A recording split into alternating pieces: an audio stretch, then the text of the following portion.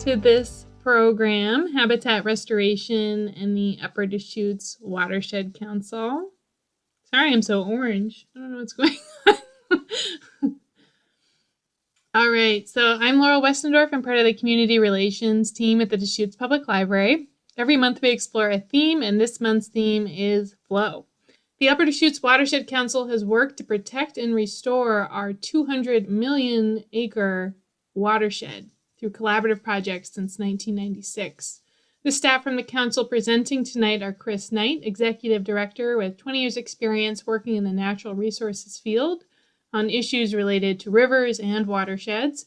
Matthias Pearl is the Habitat Restoration Manager. He's been working for the council on habitat restoration, fish passage, and screening projects for the past 12 years. Thank you both so much for taking the time to talk tonight about the council's work and some of the restoration success stories. All right, are you ready for us to take it away, Laurel? Take it away, Chris. I'm gonna share my screen. Are you seeing that okay, Laurel? Yep, looks great. Okay, well, great. Well, thanks for joining us tonight, everyone. First off, I just want to thank the Deschutes Public Library for the opportunity and making this virtual presentation possible. You know, Laurel reached out and told us the theme for February was flow, and you know, to me that means stream flow, and so we jumped at the opportunity. So our plan tonight is I'm going to talk for 10 or 15 minutes kind of about the work of the Upper Deschutes Watershed Council and who we are and what we do, and then I'm going to turn it over to my colleague Matthias Pearl, who's our restoration program manager, and he's going to talk kind of specifically about habitat restoration in a particular watershed, the Whychus Creek watershed. And that's the stream you're looking at in this picture here. But I thought I would start just backing up a little bit and talking about first, what is a watershed council, and then what is a watershed. But, you know, Matthias and I work for the Upper Deschutes Watershed Council based here in Bend and serving Central Oregon. But a watershed council is, you know, it's a community-based endeavor. It's people that work with us and the people that work for us and our board are voluntary. We're a non-regulatory group, and there are watershed councils throughout Oregon. You can see on this map that I pulled up it's just a little bit dated. It's from 2017. I got it from the Oregon Watershed Enhancement Board website, but there's more than 50 watershed councils around Oregon. And our state is lucky in some ways, and we're unique in that we have this system. There aren't a lot of states like that in the United States that have this system, but we're supported by by the state of Oregon, the state government. There are state lottery dollars that go to the state that then help support our watershed councils around the state. And about every major river system in Oregon has a watershed council. And I'm not sure if my pointer works, but right in the middle there of the state, the purple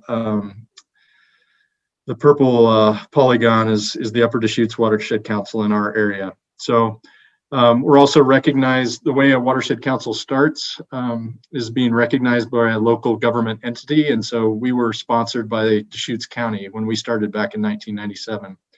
And if you have interest in learning more about watershed councils in Oregon, I'd encourage you to go to a website called OregonWatersheds.org. That's the network of Oregon watershed councils. They're kind of the umbrella organization that supports all watershed councils through the state.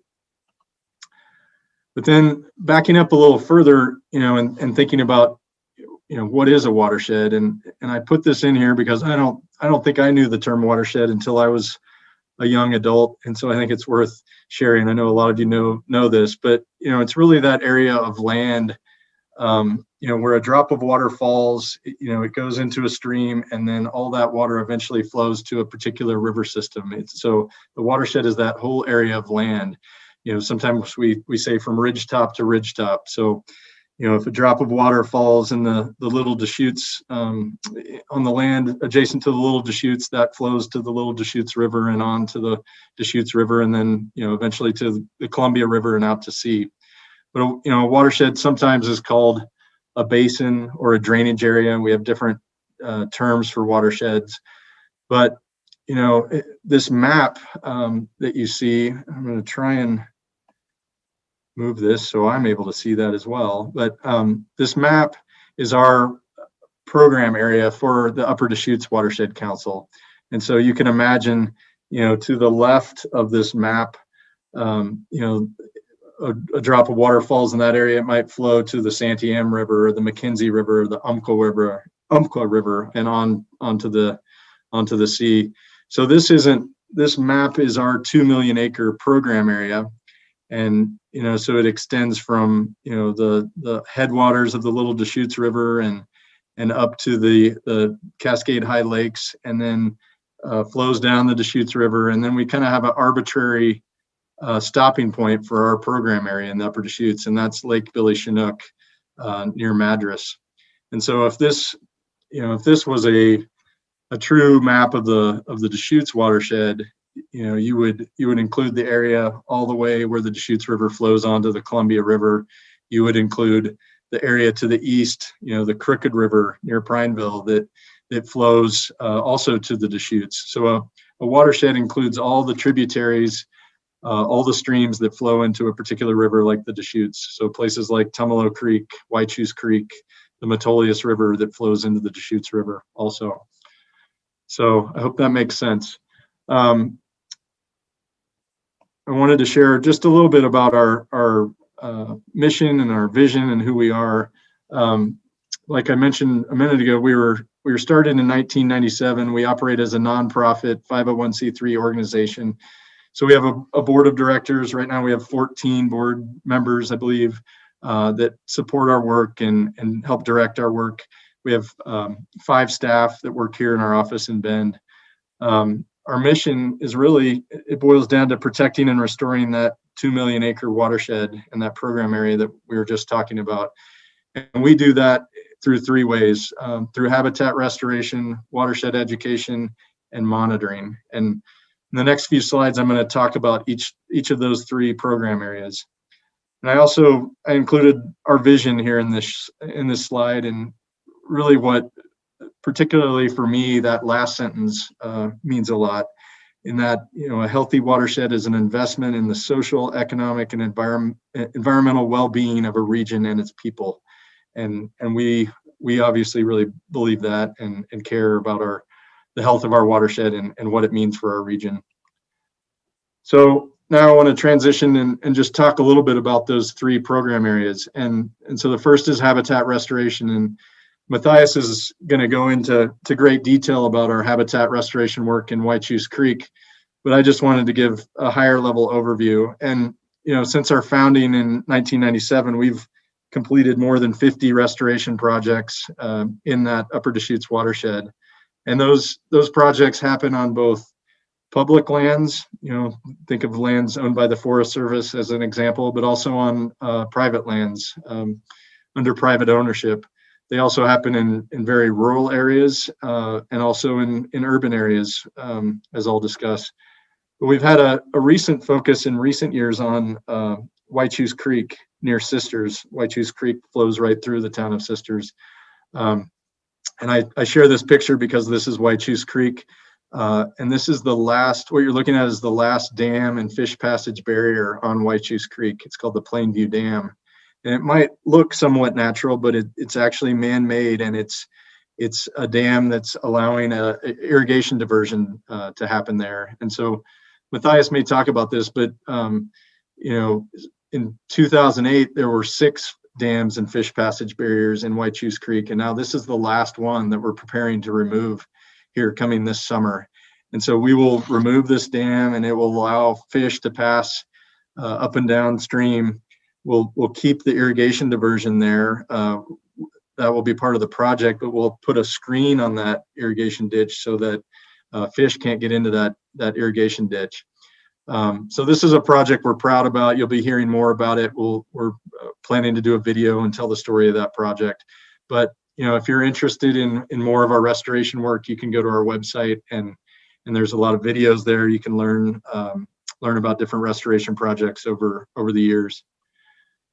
I put in this slide just to, I mentioned that we work in rural and urban areas. Overall right now we have 5 habitat restoration projects that are in design and ready for implementation. They're either in process for design or ready for implementation. But I just mentioned 2 of these as examples of urban restoration. This picture is a project we're doing with the Bend Park and Rec District at Riverbend Park. And so this is just upstream of the Old Mill District. If you're familiar with the Bill Healy Bridge, this is just downstream of the Bill Healy Bridge. This is the area where we have all the tubers floating in the summer. But our plan there in the project, this is kind of an artist rendition of what the project's going to look like.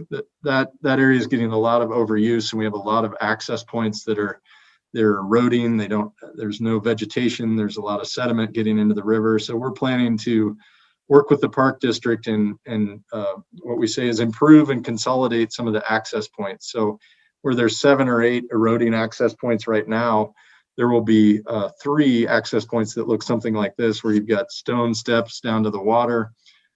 We're protecting the adjacent areas and allowing vegetation to come back. We'll be doing that by putting up some fencing, but there'll still be access points where people can get into the river, can fish, can float, all that sort of thing.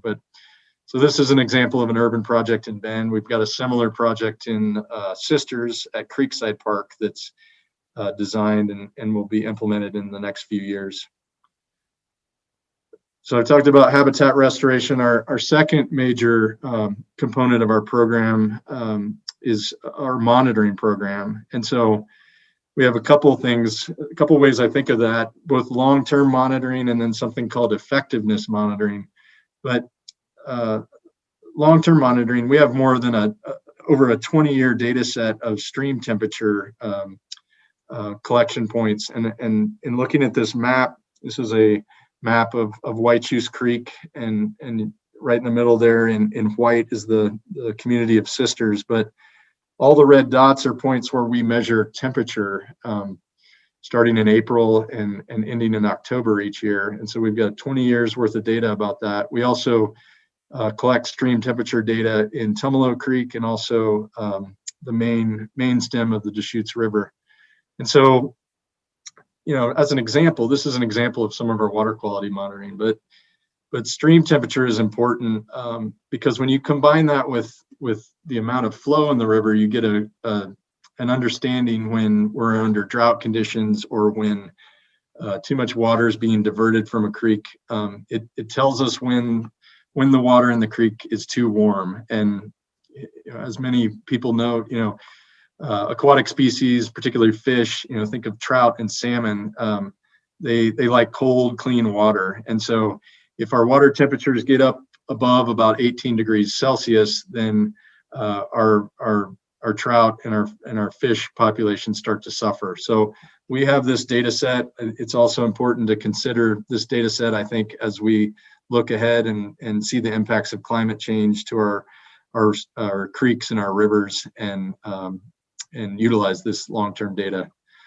The other piece I mentioned is effectiveness monitoring, and what that really boils down to is, when we do this restoration work, when we do a restoration project on a creek or stream in Central Oregon, what changes as a result from that? What are the benefits from that project, or what's a negative result that we can learn from when we do another project in the future? And so that's why we monitor. And that's both physical monitoring and biological monitoring. And, a couple examples of that, for physical monitoring, a unhealthy stream is one that's maybe been straightened and, the water is just coming down that like a fire hose. Fish species, aquatic species don't like that. So one of our goals is to bring back some meander, some sinuosity to those creeks and streams, add side channels and slow that water down. And so something physically that we're monitoring is that length of stream and the number of side channels and that sort of thing. That's an example of physical monitoring. Biological, an example of that is every summer we do, our monitoring program manager leads something we call macroinvertebrate sampling. And that's simply just looking at the bugs in the stream and assessing how many are there and what species. And that is important because that tells you something about the health of the stream. Those bugs are eaten by fish, and so they're important for fish, number one, but they're just important for the health of the stream. So if we've done a good job doing a restoration project, we would expect to see over time an increase in both the total abundance, the total number of macroinvertebrates, but also the number of different species, because the more species and the greater number, the healthier the stream. Our third kind of pillar or our third program as part of the Upper Deschutes Watershed Council is our education and outreach program. We have a youth education program that we're proud to offer, and it's really about, at the end of the day, it's training that next generation of watershed steward, or not training, but engaging them. And I think what differentiates us from another environmental education program is we want to get kids out on stream banks, out to their local rivers, and learn about a restoration project, hopefully be part of it, like this picture indicates, getting kids out and maybe planting trees along the stream at a restoration project. And then they have some ownership and a sense of stewardship then related to that project and related to a creek or stream in Central Oregon.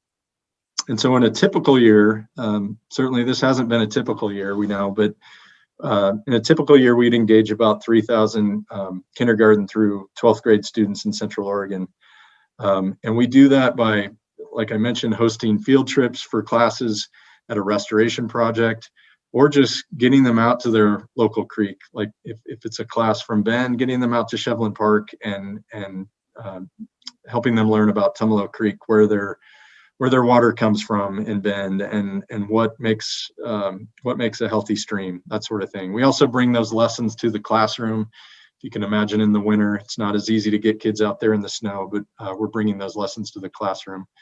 We offer summer camps and also nature camps during the school year. And during this past year with the pandemic, we've been creating videos and online lessons and real-time lessons with classes when we can.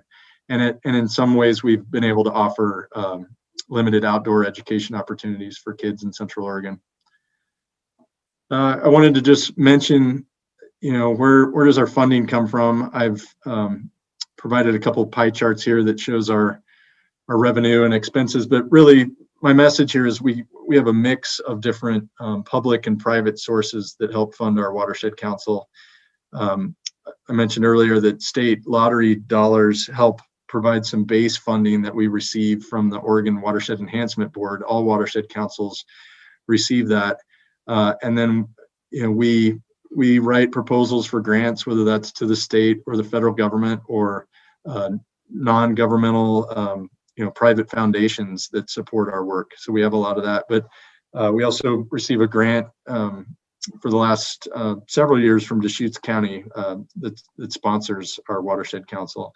And then, a big and a really important component of our funding, especially for our education and outreach program, is private donors, community support, business supporters. So we really depend on that, and we're thankful for that. And that allows us to have an education and outreach program.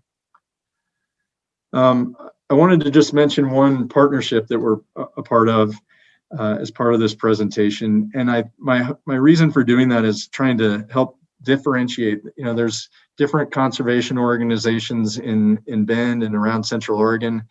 And sometimes we get the question, well, how are you different from the Deschutes River Conservancy, for example? And so I wanted to try and explain that through we have a partnership with 3 other organizations.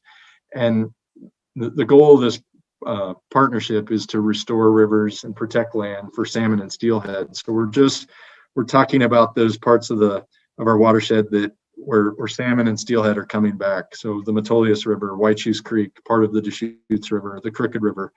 But as a partnership, we can be stronger because we all have our own niche, and we can together raise more dollars for this work. But so for us, for the Upper Deschutes Watershed Council, our focus is that physical habitat restoration in the Whychus Creek and the Metolius. Of course, we do that work elsewhere, but part of this Deschutes partnership effort, we're focused on Whychus Creek and the Metolius River.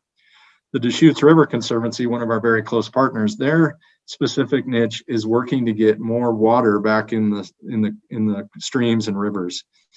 So they have a leasing program, or maybe someone doesn't want to irrigate their farm, so they're able to lease that water through a legal mechanism and put more water back in the Deschutes River. So that's the Deschutes River Conservancy role. It's really that restoring water back in the creek and river. The Deschutes Land Trust, their work is more about acquiring properties or doing conservation easements with private landowners. And then that allows restoration to happen on some of those lands. So we partner with the land trust to do restoration projects on some of the lands that they own or where they have conservation easements. The Crooked River Watershed Council, I just point them out because they're another watershed council, but they're focused on the Crooked River, and their focus there is habitat restoration. And so again, it's just an example of the number of watershed councils around the state. My last slide before I switch it over to Matthias, and he talks about Whychus Creek, is just a message on how you can learn more and get involved with our watershed council. You can go to our website. We've got, like I mentioned, a lot of videos there, but a lot of resources. If you're interested in learning about some of our monitoring work, you can dive in and see some of the reports from recent years about that work. You could send me an email. That's my email address right there, knight@restorethedeschutes.org. You could send me an email and ask to join our email list, and you'll be part of the email list that gets regular emails about our work. You can follow us on social media. We're on Facebook and Instagram. And lastly, you could participate in one of our events, whether it's visiting a project site that we might host a tour for, or every year in the last Saturday in July, we host the Deschutes River cleanup, usually at Riverbend Park, where that's based. And we've got scuba divers that are cleaning up the bottom of the river, and it's a fun event. So I'm going to stop there. I'm going to transition to Matthias, and then I'll look forward to the Q&A later. So I'm going to stop sharing my screen and allow Matthias to do so. Thanks, Chris.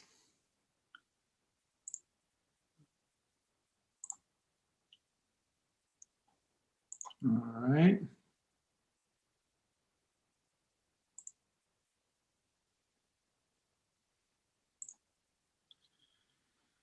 Okay. Well, thanks. I'm going to be talking specifically about Whychus Creek and holistic watershed scale restoration, these efforts that have been underway for close to 15 years on Whychus Creek. So our restoration efforts in the Deschutes and Whychus Creek, which are outlined here in red, are really part and integral to a much broader goal of protecting and restoring salmon and steelhead runs in the broader Columbia Basin throughout the Pacific Northwest. As many of you may know, the lower Deschutes, closer to the Columbia, is a well-known location for those seeking to stand along or potentially be lucky enough to hook one of these infamous steelhead trout.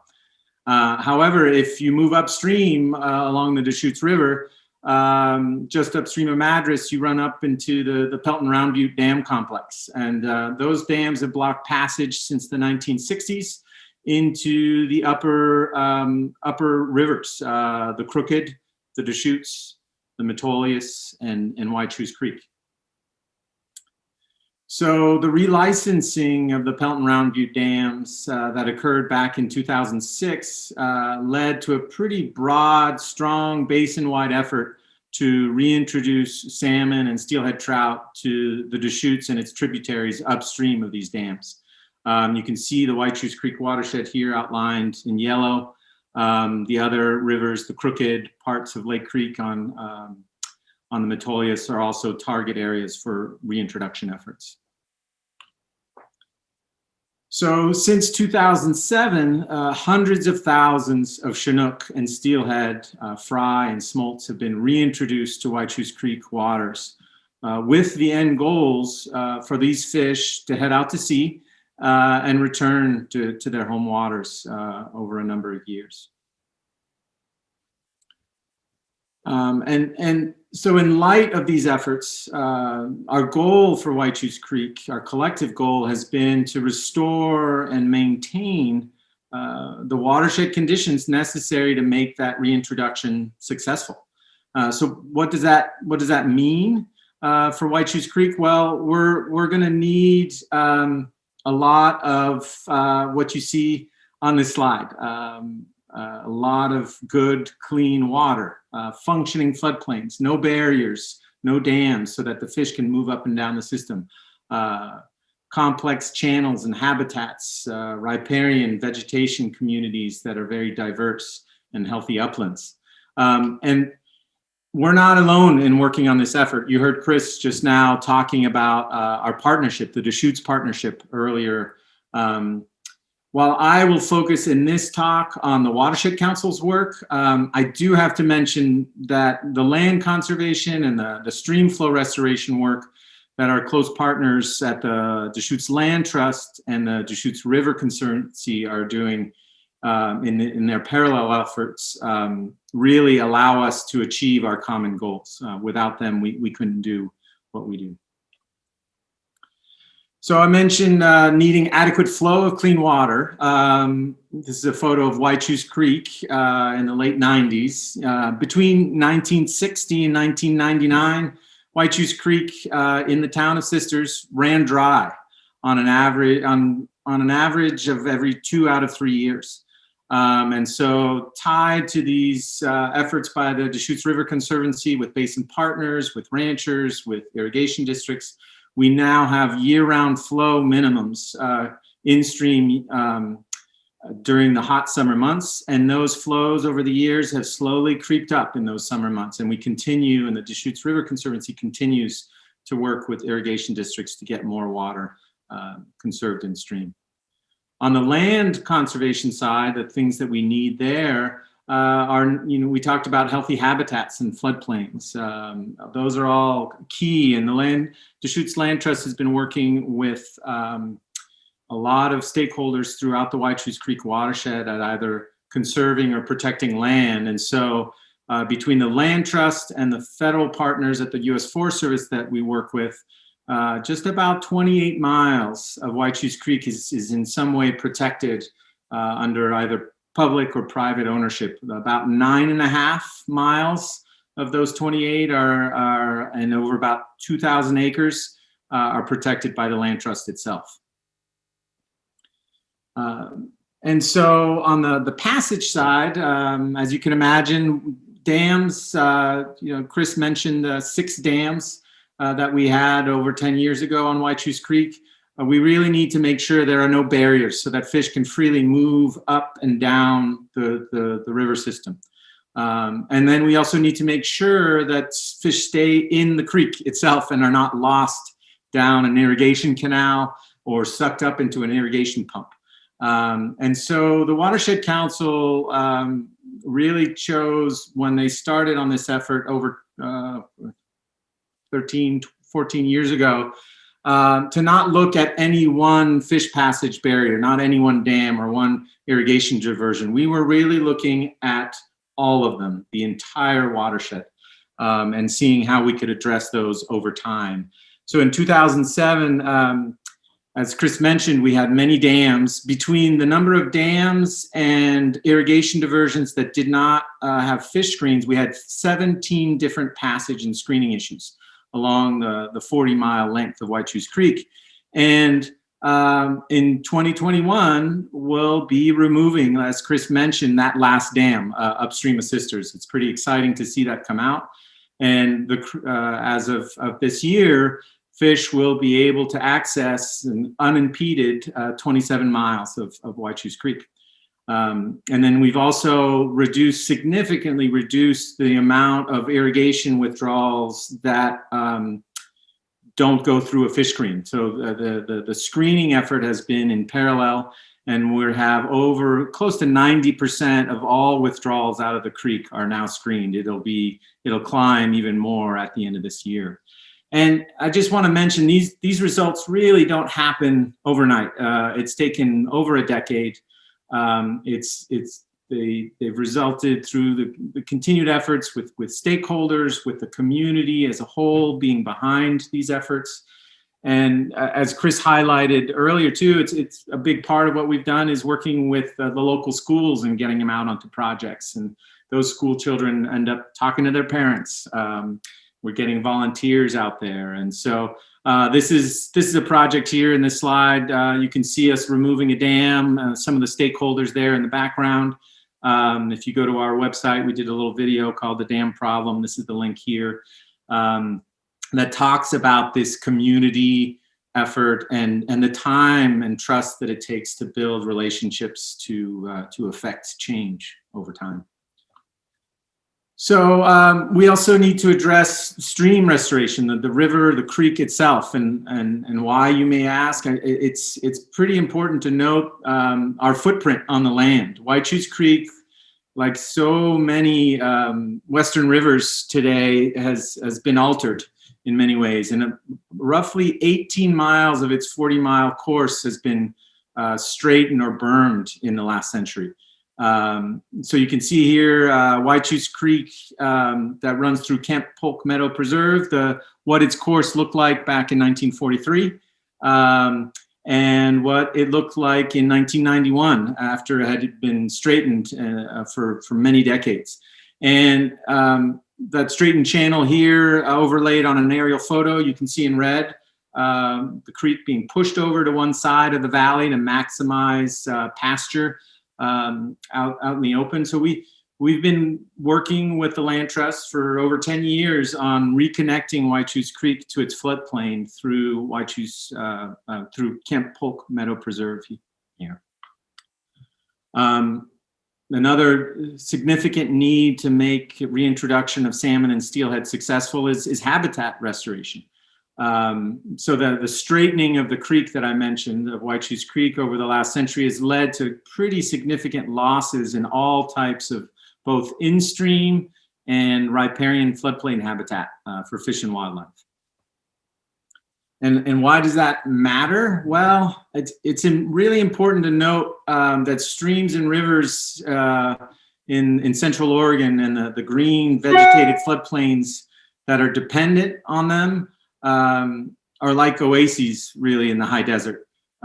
These vegetated areas near rivers or the riparian areas, these riparian areas in the Western US represent less than 1% of the total land area. That's pretty dramatic. These riparian areas are really found in very few places across the West. And yet close to 80% of wildlife rely on these areas for their livelihood. And of course, aquatic species like salmon and steelhead rely heavily on healthy riparian complexes and floodplains throughout their life cycles. So in this simplified single channel system, there was a huge deficit really in off-channel habitat and high quality complex rearing habitat where fish can grow. So we've been working with our partners at the Forest Service, at the Land Trust to maximize and restore functioning valley-wide river floodplain ecosystems since 2006. And research is showing that these highly connected river valley floodplain complexes are really very productive. They're the most productive for fish and for wildlife. And what does that mean? Well, these river valley complexes are really interesting in that they just provide a lot more in quantity food and more protective cover for fish. And so what does that mean? It means that we can get more fish growing to adulthood, and those that do grow to adulthood are bigger. This is a slide on the picture on the right shows some data from some research in the Sacramento Valley where they measured growth rates of fish in transects across the valley floor, in the river, in side canals where the fish had access, and in the floodplain systems. And you can just visually see the growth rates in the floodplain were significantly greater. And our monitoring work that Chris mentioned earlier in Whychus Creek is bearing a lot of this out. We're seeing our fish numbers increase significantly in our habitat restoration projects. We're seeing more habitat types, more abundance of that habitat, more food, the macroinvertebrates, the bugs that Chris mentioned earlier. We're seeing all of that respond with the habitat work that we're doing. So what does that off-channel habitat look like, and what does it provide? What does rearing even mean in terms of fish? So fish during their life cycles have different needs in terms of where they live, where they choose to live at different times of their life, and what they eat. So for example, when fish are very young, they need very quick, easy food sources and slow moving water so as not to get swept downstream. In addition to that slow moving water, they need a lot of cover in the form of wood or vegetation like you see in these photos, places to hide from larger fish or other predators that may eat them. So, and then when older, they need all different types of habitats. They need potentially faster moving water, gravels that are very important for them to be able to lay their eggs, or cool water areas for them to hide or hold during the warm summer months when the water starts to warm up, or off-channel habitat during floods. And so we've learned a lot over the years as we've implemented these restoration projects. I'm going to play a little video here, a time lapse of over multiple years of a restoration project when I talk about our valley-wide restoration, and I'll talk through the video as we go along here. Bear with me. So I mentioned our learning is changed and evolved over the years in terms of how to create good complex habitat. We've been working with local partners and outside researchers at the university level. We've really strived to find the most effective ways to build this type of habitat or create it. And this has led to setting goals of really restoring entire valley floors as opposed to really just focusing on a river channel itself. We really look at the entire valley. And the world of river restoration is a constantly evolving science. And scientists over the last century, in trying to understand how rivers have changed and evolved over time, have broken rivers into their states or stages of where they are in their evolution. And that's led to the scientists breaking the rivers and their evolutionary states into 8 different stages. More recently, scientists have characterized these functioning integrated valley floor floodplain ecosystems as yet another stage, a ninth stage, and that 9th stage they've labeled stage 0. And what does stage 0 really mean for us in the West? It's a river valley system that probably looked like how rivers would have looked like before European settlers arrived in North America. That is before all the beaver and the strong influence that beaver had on river valley ecosystems were removed through trapping for fur. It's before we removed all the wood from these rivers to make them more navigable. And these valley-wide river floodplain systems have a lot of key characteristics. And so a very shallow groundwater table that supports riparian vegetation across the entire valley floor, often multiple channel threads that shift very easily over time during high flow events. These channels are not static. Very low banks on these channels, deposition and sorting of gravels and fine sediments throughout the channels and floodplain, and just complex habitat all around, a lot of heterogeneity as we say, the ranges of water temperatures, ranges of water depths, and ranges of velocities of water, fast and slow moving water. This is a picture of that project that you just saw in the time lapse. Before we implemented restoration in 2016, right after restoration, and literally a month after we pulled equipment out, and 3 years after, you can see the vegetative response. So we continue to learn as we implement these exciting projects.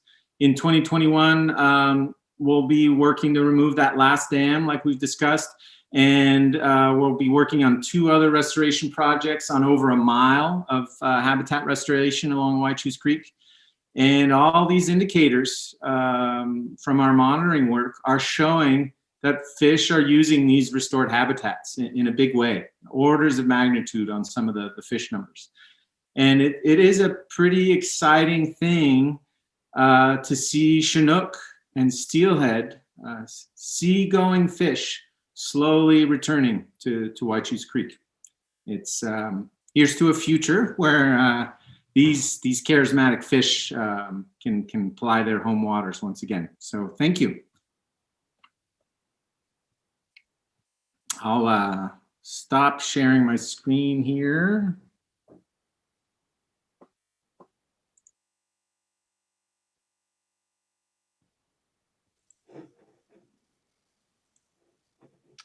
Thank you both. What interests me is that, well, one thing that interests me is that this field that you're in feels like a new field of restoring these areas, and because we were putting dams in and then we are taking them out, and I mean it feels like a very constantly evolving field, just like every other science. Yeah. Would you agree with that? It is. I mentioned that it's a constantly evolving science. I feel really lucky in the Northwest. We're on the leading edge of a lot of different and new approaches to river restoration. It wasn't long ago that we thought that the best thing for rivers was to straighten them and to take the wood out. And now I often work with equipment operators, old timers, so to speak, that say, gosh, I used to get paid to pull this wood out, and now I'm getting paid to put it back in. We used to cable the wood in and try to keep river channels, once they were restored, locked in place. But we've learned that allowing rivers to do their thing, so to speak, and be dynamic whenever we can is actually a good thing. So I agree. We are learning a lot. And we're really lucky in Whychus Creek to have landowners and partners, whether it's public land or private landowners like the Deschutes Land Trust, that are willing to, and funders that are helping us to do this work, to help and evolve restoration science. And it's all informed by the data and the monitoring work that we're doing. So it's not like we're haphazardly trying new things and seeing what works. There's a lot of research that goes into this work. Yeah. Well, yeah, one of the questions that just came in are curious where the science to inform this restoration comes from. Is it universities or government scientists? I know that you guys also gather some data. Mm-hmm. Yeah. Go ahead, Chris. I was just going to say, yeah, it's kind of all of the above. We collect some of that data, but then it's all sorts of partners. It's the U.S. Fish and Wildlife Service at the federal level, or the Oregon Department of Fish and Wildlife. Maybe they're gathering the data about the fish or the habitat. We've got Portland General Electric that is one of the funders through, it's called the Pelton Round Butte Fund, that helps fund some of this work as part of the relicensing for that Pelton Round Butte Dam. They have fish biologists that are out collecting data. So we've also got we have partnerships with universities. We have a number of graduate students and professors that we work with that come gather data. So it's a whole meshing of a lot of different people and entities that help us collect this data that informs the science. And it's not just in our part of Central Oregon. That's happening throughout the Northwest and the West and the world, really. All right, so we have quite a few more questions. Are water temperatures in the upper main stem of Deschutes or tributaries sustainable for native fish? And if not, is there hope that they can be brought back to suitable temperatures?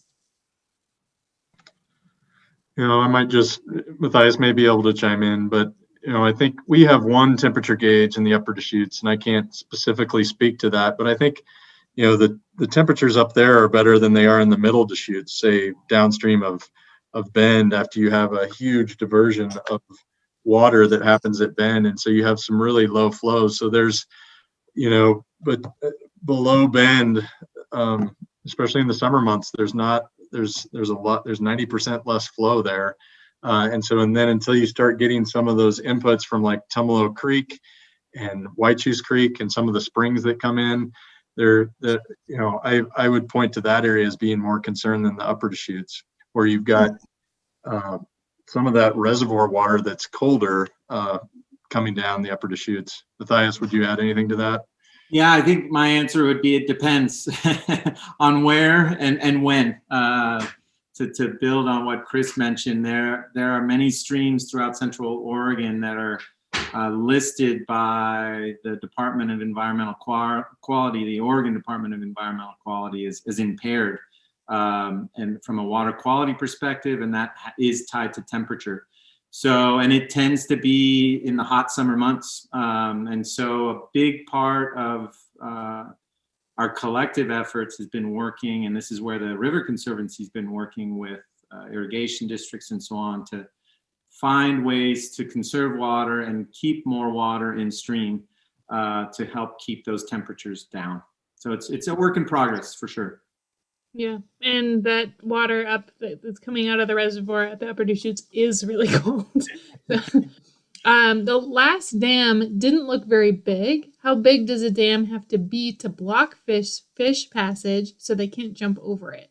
That's a good question. The majority of the dams on Whychus Creek that we've been working on at the tallest are about 5 or 6 feet.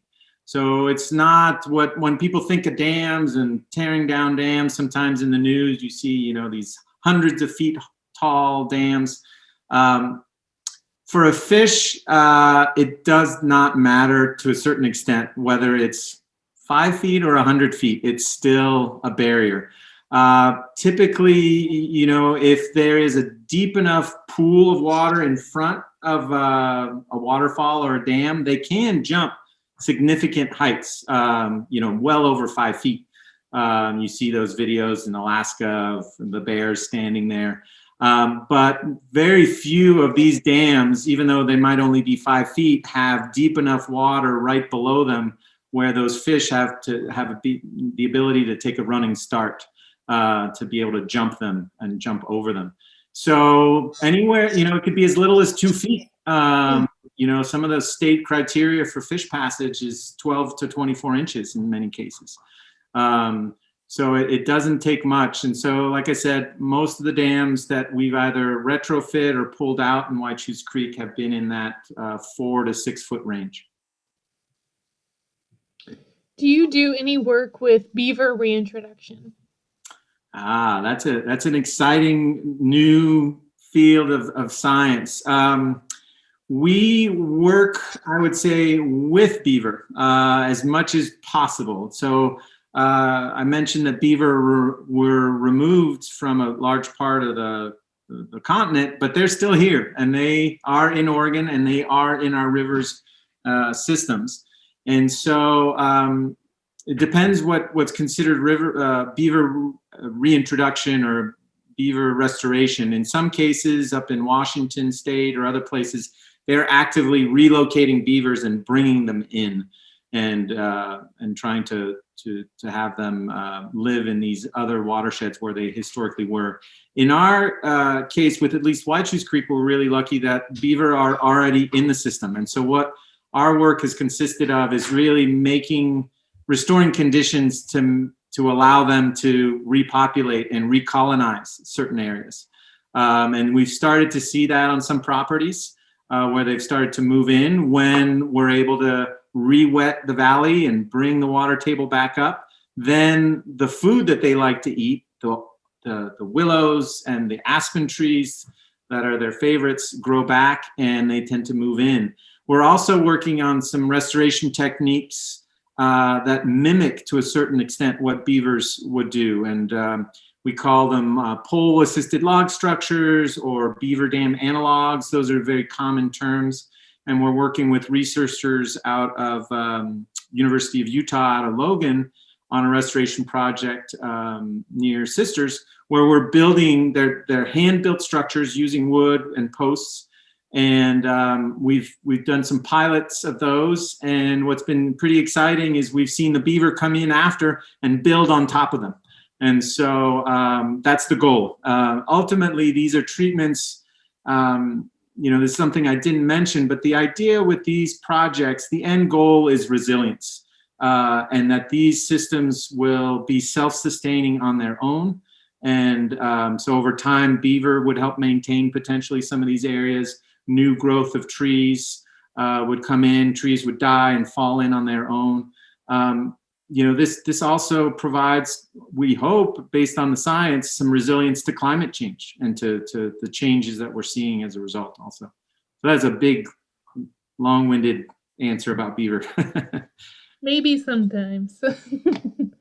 All right. I'm wondering if you could talk about the habitat restoration work specifically in the part of Whychus that flows through Sisters. And secondly, someone else said, I've been told the reason they dammed and straightened out the Whychus is because it often flooded Sisters. So a dam removal and allowing the river to meander, what is keeping it from flooding Sisters now?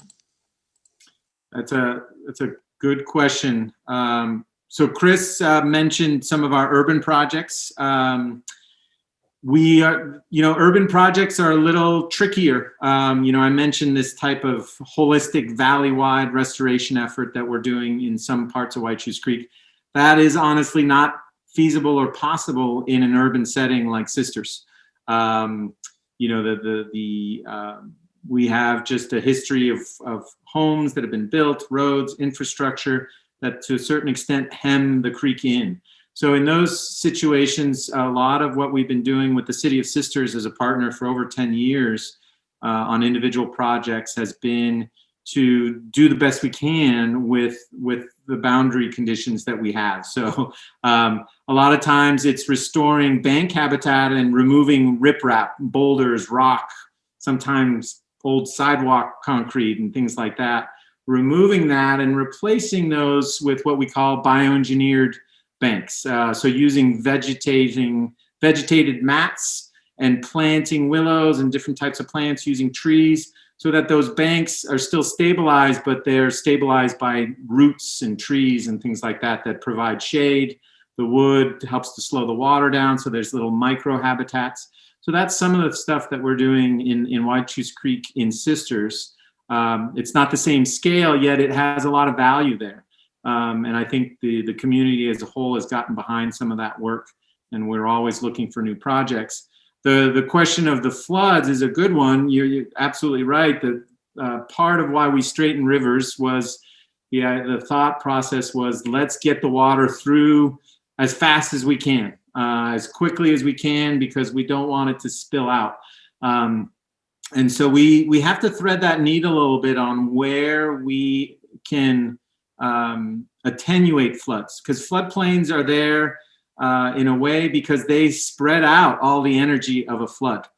So it's not concentrated in one area. So we can't do that in Sisters, but we are looking at doing that upstream and have done that on about 170 acres of public land upstream of Sisters, where before it was a fire hose, the creek just ran straight right into town. Now we have about 180 acres on Forest Service land. That is a Forest Service restoration project tied to the Pine Meadow Ranch dam removal that I mentioned. I had a slide with a little link there on the video that was created. Now when there's a flood, a lot of that water spills out onto the floodplain. And what also spills out are trees and sediment and gravels, and that some of that sediment and trees drop out on the floodplain. Some of the sediment drops out. Probably a good amount of water percolates in. And then as that water makes its way towards Sisters, it does funnel right back into the single channel. We haven't been able to quantify yet exactly how much of flood attenuation these floodplains provide, but they can, on a landscape scale, do that. It's just finding those locations that haven't been developed yet, so to speak. And I might, Oh, sure, go ahead, Chris. I was just going to add on to that, short of a, really large dam with a large reservoir, for flood protection, there's not a lot of flood protection that I would see coming from these smaller dams. And so, like Matthias is saying, actually some of our projects that are holding water in the floodplain can do the same, can provide some of that same function as some of those smaller dams. Another kind of two questions that are similar. One person says, I live in Sisters on Whychus and I'm a fly fisherman who practices catch and release. Is there any monitoring I can do that would be helpful? And someone else said, how do I find out about volunteer opportunities on some of these restoration projects? Yeah, I would just encourage people with an interest to sign up for our mailing list. We'll announce every August that we need volunteers, a call for volunteers for the macroinvertebrate sampling that I was talking about, that we have volunteers go out, groups of volunteers go out to different sites on Whychus Creek.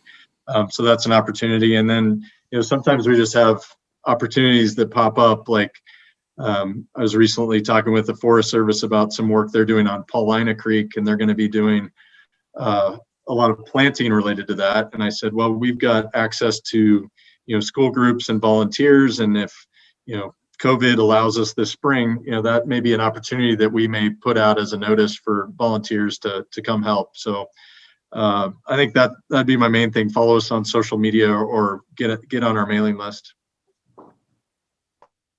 And I put the link to Upper Deschutes Watershed Council in the chat, but you can also easily find that. Okay, we have quite a few other questions. So, let's see. What streams and rivers will the council be focusing on their restoration work on over the next 5 to 10 years? Yeah, so those projects that we have currently in design and ready for implementation, most of those are on Whychus Creek over the next, I'd say, 3 to 5 years. And that work will continue beyond that, likely. There's a public process that we're working on with Bend Park and Rec District, where we're looking at all the parks owned by Bend Park and Rec District in the city of Bend that are adjacent to the river, and thinking about future projects we can do at those parks to improve habitat. And so there's actually, starting February 8th, I think it is, Bend Park and Rec District will be putting out a survey on kind of a list of potential projects, and they're looking for public feedback on that. So, that is kind of a 10-year project horizon that we're thinking about related to that. The other piece that I think beyond Whychus Creek is thinking about what we can do in the Upper Deschutes system, the Upper Deschutes River. We've now, a habitat conservation plan has been finalized by the U.S. Fish and Wildlife Service. That's going to be, it's complicated, but restoring some flows in the winter months, but also then reducing some of the unnatural flows in the summer months. And so that's going to present some opportunities for restoration. There's also the endangered Oregon spotted frog. So we're looking at opportunities to restore wetlands, help private landowners, help others that might be interested, restore some habitat related to Oregon spotted frog. And as Matthias indicated, if we can restore an off-channel habitat, if we can help with a wetland, that's also it's not just for the frog, it benefits fish and other species. Okay, and I just have one more question since 2 people asked it. What is the fish passage situation at Pelton and Round Butte? Does it allow enough for sustainable populations of salmon to return to the Upper Deschutes? Are there fish ladders or trucks around the dam? And what else needs to be done to allow for a greater fish passage? Yeah, it's a good question. Currently, the fish passage that has been built into Lake Billy Chinook, into that system, is I think back in around 2010 to 2012, they constructed a selective tower, a water withdrawal tower at the end of the dam, at the head of the dam, that draws a current through it to allow the fish coming out of the Crooked, the Metolius, the Deschutes, Whychus Creek to find that tower. So out-migrating fish that are heading out to sea, whether it be Chinook or steelhead or sockeye coming from the Metolius, are brought into that tower. They're literally handled, each fish is handled, and it is a trap and haul system. So similar to some of the systems on the Columbia, those fish are literally trucked in water tanks down below the dams and released downstream near Warm Springs. And then they make their migration through the Columbia system. And then on their way back, when they come up against the dams, they are trapped once again and trucked back up over and released in Lake Billy Chinook to continue their migration. So that's the current state of how we're providing, collectively providing fish passage.